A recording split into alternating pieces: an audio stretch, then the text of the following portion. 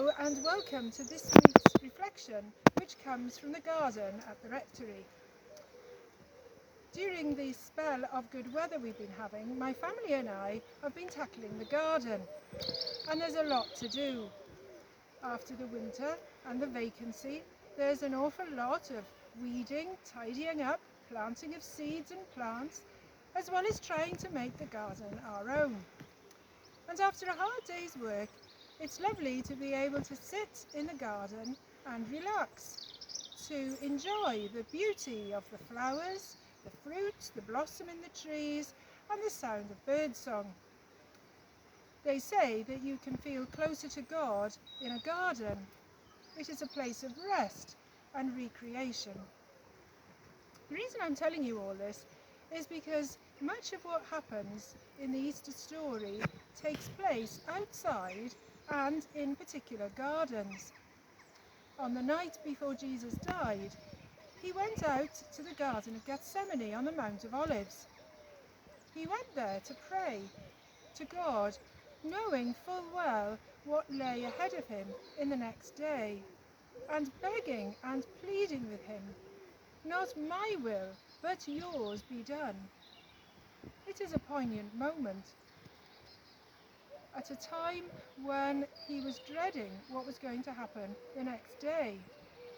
But he said, tellingly, "Not my will, but yours be done." I'm sure that many of us, during these difficult days, are having to deal with life in a very different way.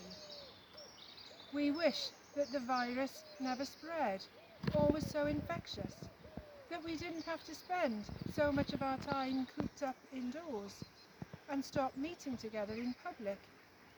We know why we have to do it, but it all feels difficult, a sacrifice even.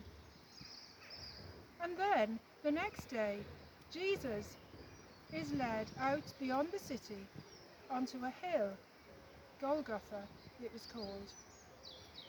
In that well-known hymn, it tells us there is a green hill far away outside the city wall, where our dear Lord was crucified. He died to save us all. And it was on the cross where he was mocked and jeered at, where he felt abandoned and alone, and where he paid the price for all the sin and suffering of this world. As he died on the cross, he took upon himself the sin of the whole world. We are called, as Christians, to follow in the way of the cross. We are to seek the way of holiness, of honouring God with all that we have and are, of seeking to love God and our neighbour as well as ourselves. It is a hard path to tread, but one which we gain courage and confidence from all that Jesus did and the sacrifice he made on the cross. And finally, on Easter Day, we find Mary Magdalene and the other Mary on their way to the tomb where Jesus has been laid. The tomb, which belonged to Joseph of Arimathea, was in another garden. There they experience a terrific earthquake, and an angel of the Lord appears, rolls back the stone, and sits on it. The women are terrified, but the angel says to them, "Do not be afraid." And he tells them that Jesus is not there, but he has been called, risen from the dead. And he tells them to go to Galilee and tell the other disciples. Again, when they get there, they meet Jesus, and he tells them again, "Do not be afraid."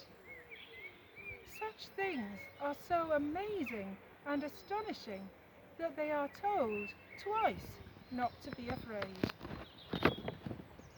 Fear is something which has been very prevalent during these last weeks.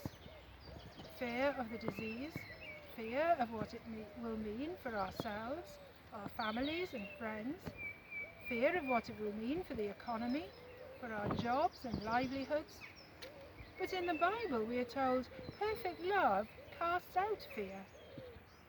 It is as we put all our hope and trust in God that He will cast out our fear and give us courage and confidence to face the future and to be assured that He is with us whatever we may face. I pray that you may have a joyful and blessed Easter and find the peace of Christ wherever you are. I'd like to finish with a short prayer by Alan Amos. Ah, my dear Lord, the church is locked, but let my heart be open to your presence. There let us make, you and I, your Easter garden. Plant it with flowers, and let the heavy stone be rolled away. Amen.